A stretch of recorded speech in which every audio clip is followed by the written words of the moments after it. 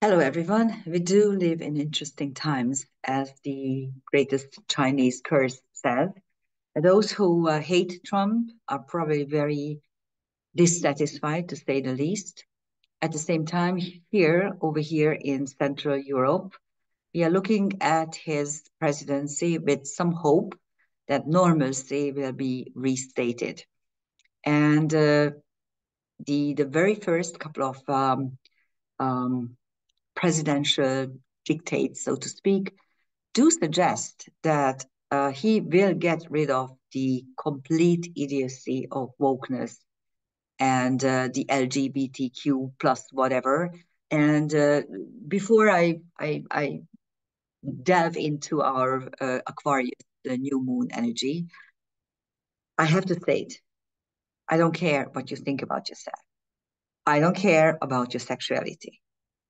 You can be whatever you want. You can love whoever you want.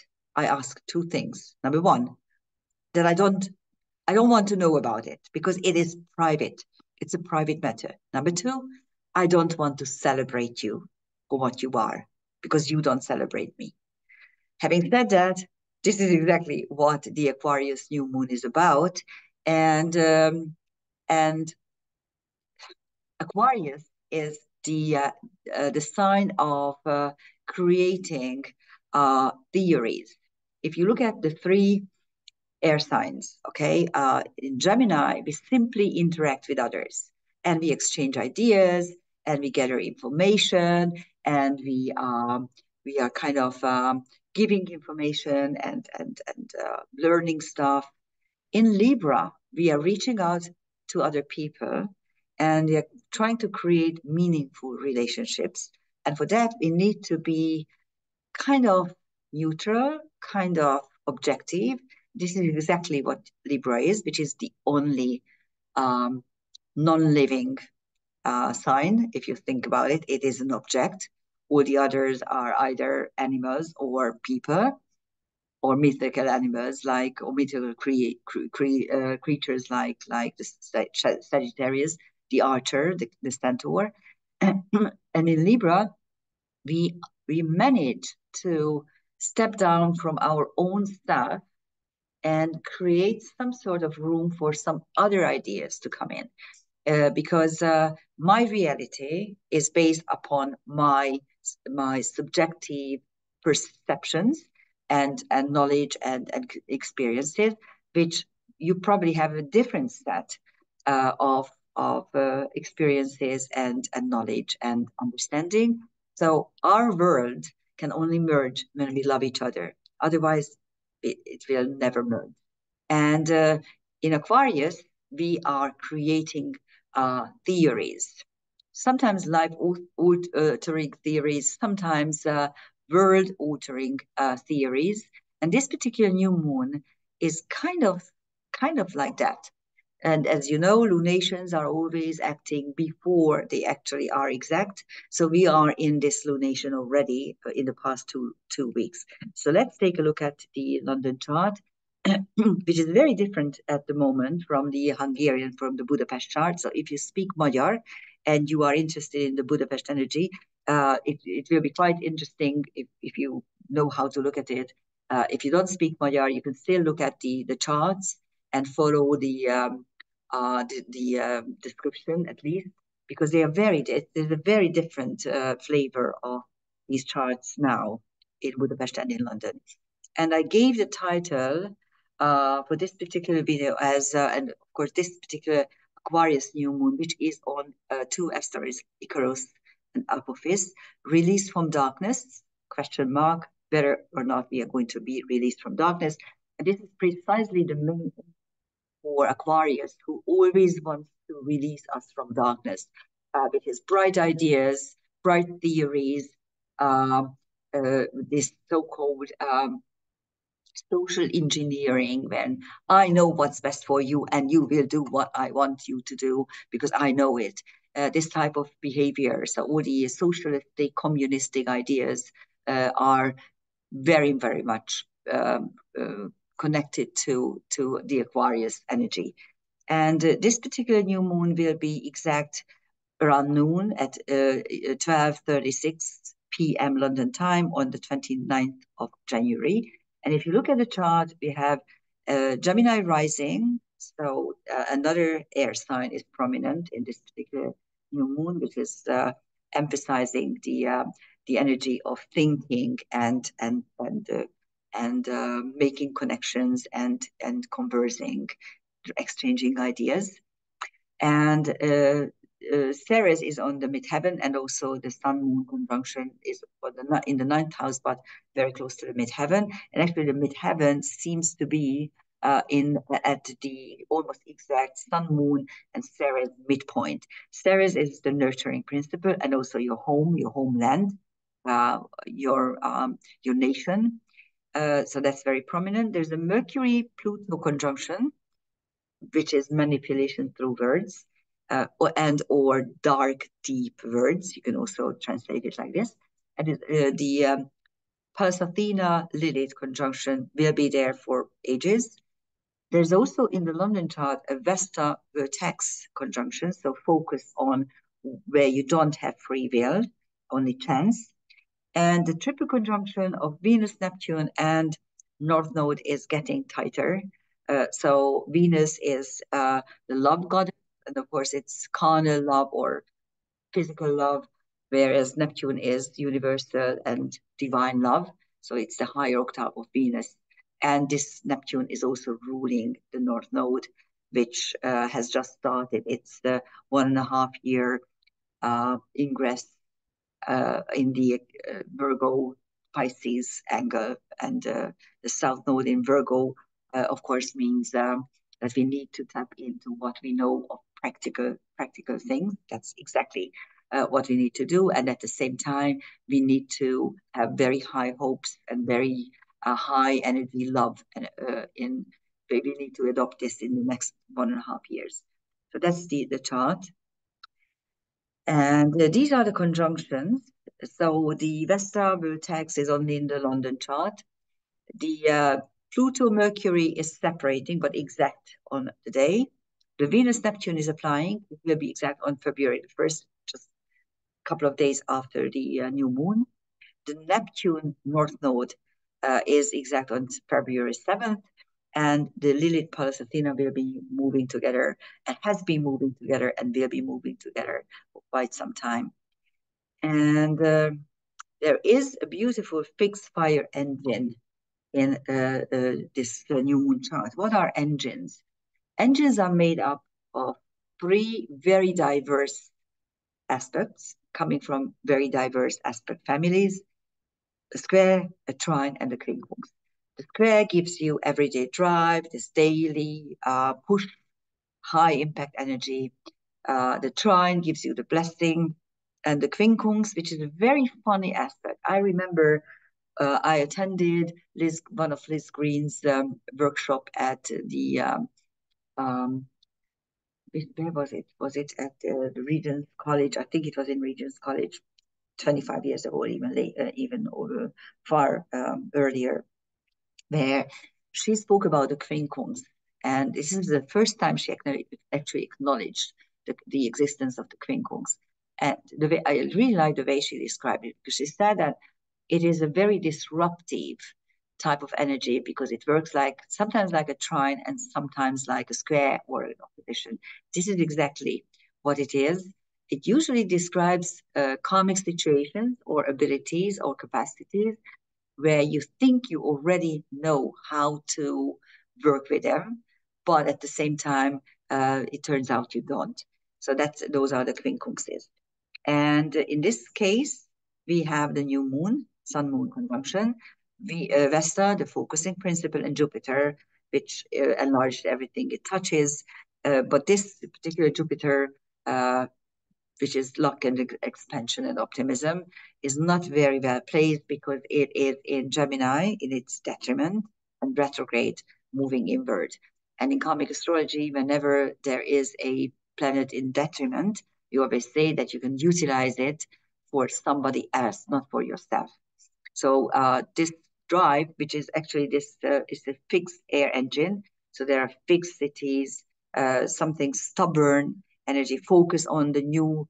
Well, it's actually what I would say is that the fact that those never Trumpers who really hate him, and I don't believe me, um, I don't say anything about this. I know that we had a horrible year in Eastern Europe and also in Europe. We had a horrible year during Biden, during the Biden administration, I should say, and we have high hopes, which probably won't get true. But anyhow, we did a much better 4 years during Trump, and as far as I'm concerned, I do acknowledge that this is your presidency, your president, your country, but I also am looking after my own country, and we really had a much better 4 years during Trump. And let's hope this is what's going to happen. Number one issue that I always emphasize, think about the fact that Trump was the only president in the last 100 years who did not start a war. But this is exactly this fixity. Like, okay, do I want to accept that there's a new era? No, I don't. And I hate it. And I just want to do everything against it. You can't. I mean, yeah, you can actually do things and you can say that you don't accept it, but the fact remains that this this is what's going to happen. That's the reality of it. And actually, Aquarius is quite good at distorting reality. Let's put it this way, on a theoretical basis. If you will look at the transcendental celestial objects of this particular air engine, they are fascinating because on Jupiter you have Eurydice, who is Orpheus's wife, who dies and goes down to the underworld. And Orpheus wants to get her back.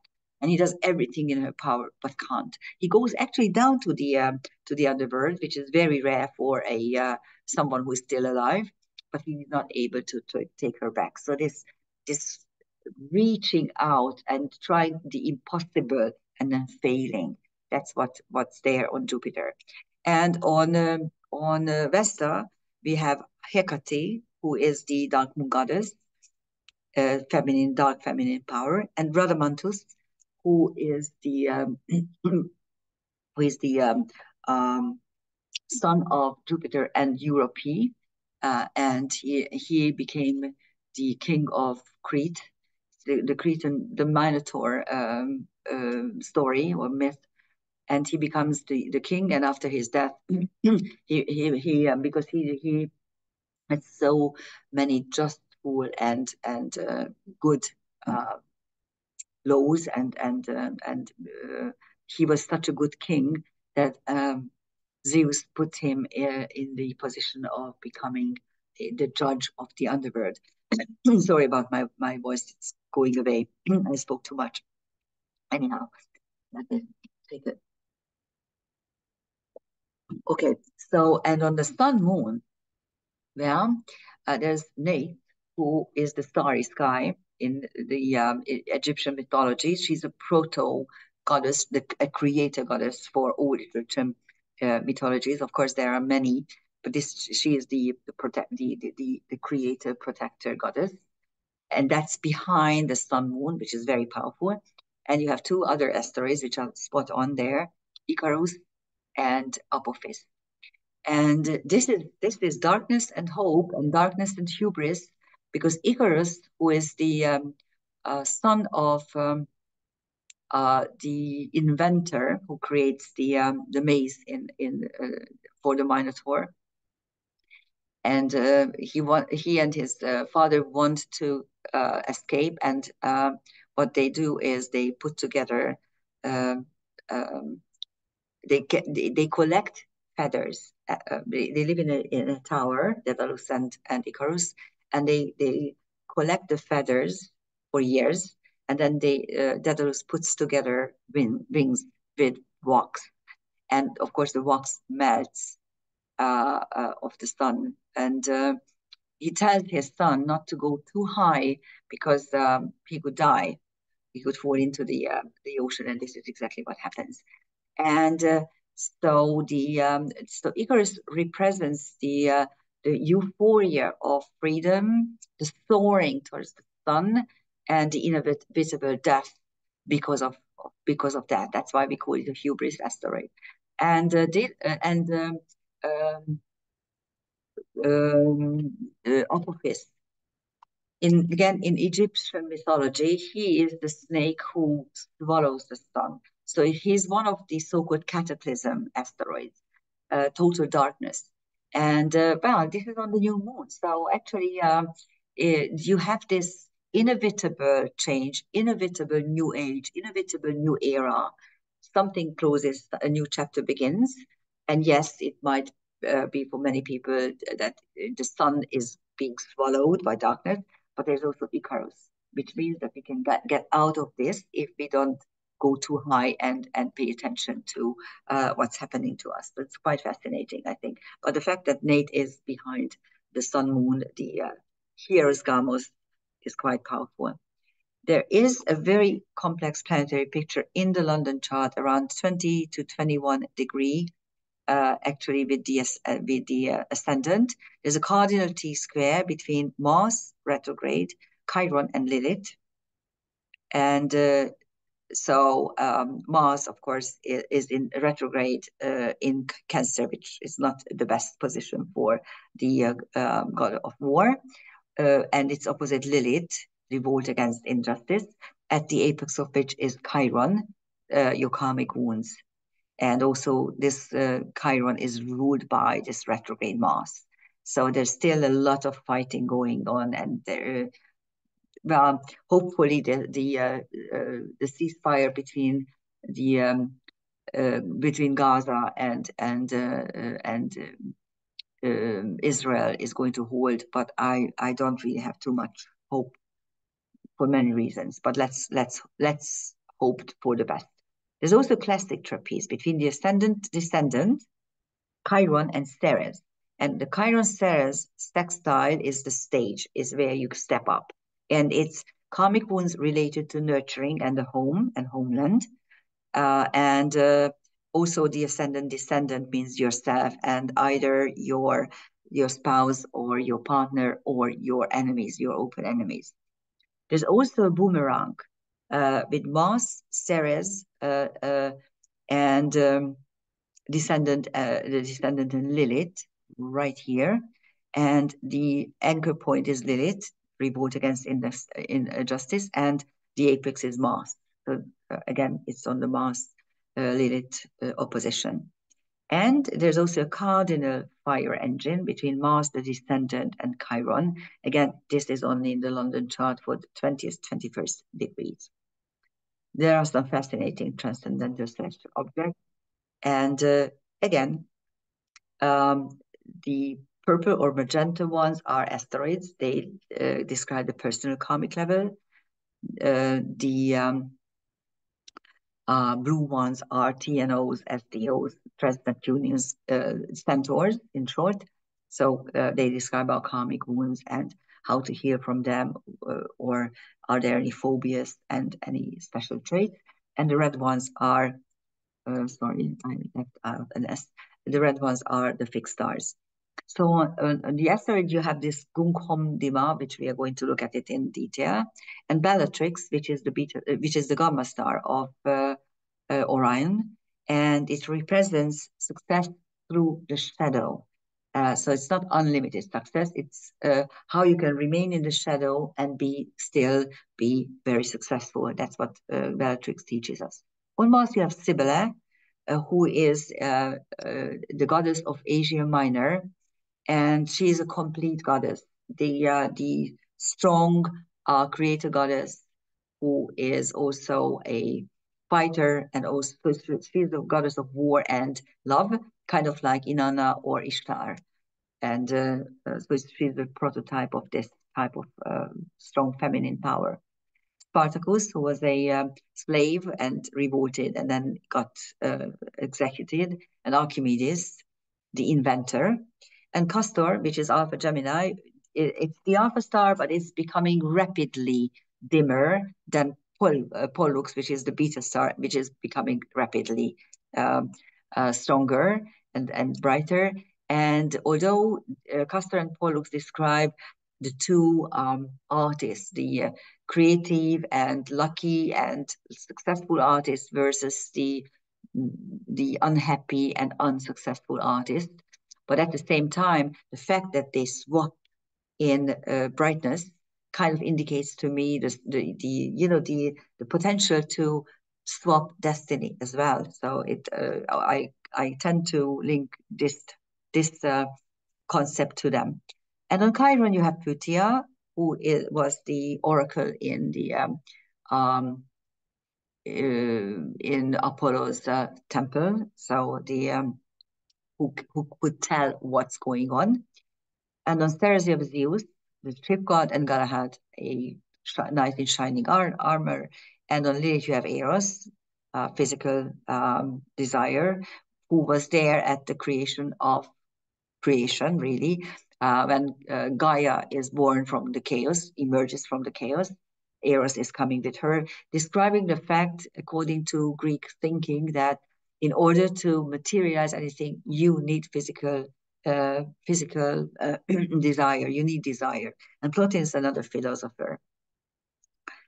And here's Gunkhomdima. She's actually this celestial object is an SDO, so it's a scattered disk object with an orbital period of 620 years. And she is a beautiful artwork girl of Namibia. She either appears as a python or as an elephant in the stories. And she actually defends her people and punishes wrongdoers by using spines, these gummy spines, there's these bones, actually, and rain clouds full of hail, and her magical oryx horn. So if you want to utilize it in astrological readings, it's a very slow-moving really small moving object, so it never goes anywhere. I mean, think about it, 620 years doesn't go anywhere, really.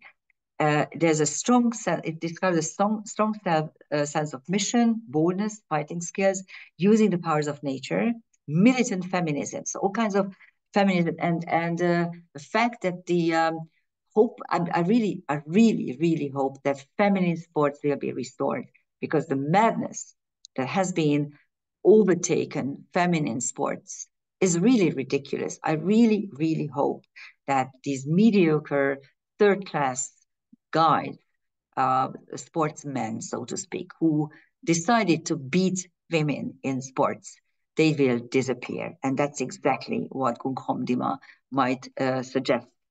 And there's also the need or wish and the ability to restore justice and order. This is exactly what we need. And her motto is, have faith in me, I know what to do, and I will utilize everything at my disposal. This is what we use in karmic astrology. So here's another complex planetary picture at 24, 26 degrees. There's a cardinal T-square involving Pallas Athena, Aries, revolting against injustice, and Black Moon Lilith, which is knowledge, stamina, endurance, and clairvoyance. That's what it is. And when I know what I know, I believe in it, I go back and I do what's necessary. That's Black Moon Lilith. There's also fixed star with Uranus, Juno, and Dark Moon Lilith, actually at the apex of which is the Dark Moon, which is the second turning point of the Lilith myth, denoting the acceptance of the curse. It doesn't mean that you will curse someone or someone will curse you. It describes the behavior where you do what you want and what you think is right, and you don't care even if you are being cursed. So that's the Dark Moon. And of course, Uranus-Juno opposition has been there for quite a while and will be there for a couple of more days and 4 weeks.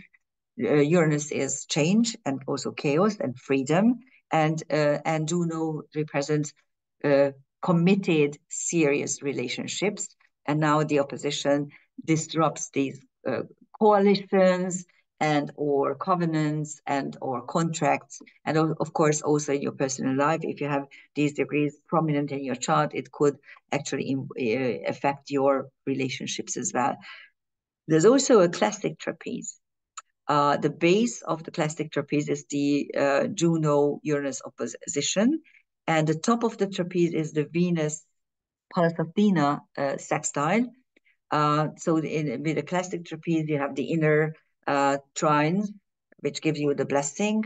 The sides of the trapeze give you the route to achieve what you want and its potentials and understanding your chances and utilize them. And the top is also a sextile. And of course, trapeze, when you see a trapeze, any kind of trapeze, it means that you have something to say, you have something to perform, and you need a stage. So they act like stages, and the top of the stage is always a top sextile there. And this is between Pallas Athena and Venus. And this trapeze, quite interestingly, has Uranus, change, and also freedom, and three very distinctly different diverse feminine archetypes: Juno, the wife, the first lady; Venus, the lover; and Pallas Athena, the single woman, the modern single woman who is wise and doesn't need anyone. So that's the classic trapeze. There's also a boomerang involving Venus, Uranus, Aries, and Black Moon. Right here, Black Moon is at the apex, and Aries is at the anchor point. And Aries is drastically altered outward circumstances. And there's also a mini trapeze right here on the top, involving the base is the dark moon Uranus square, and the top of the trapeze here is this tiny top, is the Aries Venus semi-sextile. So harmony within drastically altered outward circumstances. Good luck with it, I always say. And let's take a look at the transcendental celestial objects in this particular complex planetary picture. On Venus, you have Iris, something that is downloaded from above to the Earth plane. So it's it's coming down, some message or energy. On Uranus, you have Babel, which is Babylon, which is the tower, the tower of the Babel Tower, which was built because the Babylonians decided to create this tower in order to talk to God, face by face. Let's talk to God face by face. And God said, haha.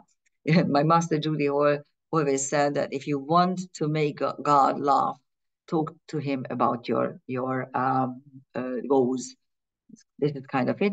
And Lempo, which is the Finnish creator god, who later on in Christian times becomes a demon. And this has been going on every time there's a swap in power. The new power demonizes the participants of the previous one. That's very obviously with change. This is what comes. On Pallas Athena, fantasy, the goddess of fantasy, Fantasia. Arsinoe, who was the half sister of Cleopatra, and they were the last of the Ptolemy dynasty. So they are dynasty closing archetypes, Arsinoe and Cleopatra as well. Cleopatra is a little bit more complex, but Arsinoe is definitely someone who is one of the last people in a dynasty, which was a very long dynasty. And Arcot, which is an Indian archetype, the name can be translated as overcast skies. And in karmic astrology, we link Arcot to knowledge that is lifted. So something that has been hidden for a while, all of a sudden becomes relevant, becomes obvious for everyone. On Juno, you have Attila, the fighter, and Veritas, the truth. On Black Moon, you have industriousness, hardworking industriousness. Aristotle, of course, the philosopher, and two beautiful and bright stars, Alpha Virgo and Arcturus. And I believe I did not put in the picture here, the planetary picture, but we could actually.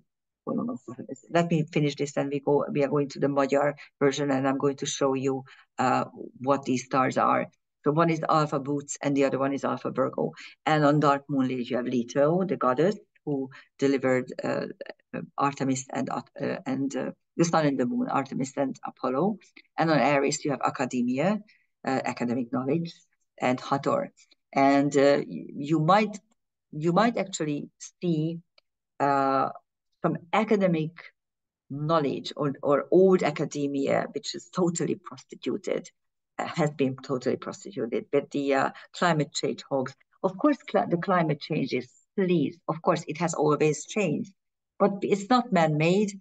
And no, we can't do anything about it. It's just a hoax. It's just making your life miserable, making everything more expensive, and it's just not what it is. Let me try to find you the Magyar thing, because there I have a picture of Spica and hold on, let me find it right here. This is in Magyar, so disregard the text. So here's Spica or Spica. I don't exactly know how to pronounce it in English, but it's at Libra 20 at the moment. It's at Libra 24 degrees 11, and it's the alpha star of Virgo, and on the ecliptic, as you can see. So things can be conjunct Spica, but Arcturus is a much more northern star. It's the star of the alpha star of Boots, and it's the fifth dimension of Earth, by the way. It's at 24 degrees 35 Libra. So they are very, very close by degree, but look at the distance. So they are totally at a different portion of the sky. And Arcturus is a fifth dimensional world, where the healing world for abused children who die of abuse. And it's a very powerful star, by the way. And if you look at the news, it really makes me totally disgusted. What happened to these young girls for years, for decades, by the grooming gangs. And anyone who has just a minimal common sense and compassion knows that this has been horrible, and this has been a total negligence, and actually criminal negligence of the justice system and those who have been in power in England. So it's really a disgusting thing. Anyhow, so these are the energies of the new moon, and happy Aquarius new moon. Pay attention to the changes. There will be really big changes, and we have to make the best of it, and don't allow the powers that be to overpower you, because we the people do have power. That's something that Aquarius has taught us for many occasions. Thank you for listening. Bye-bye.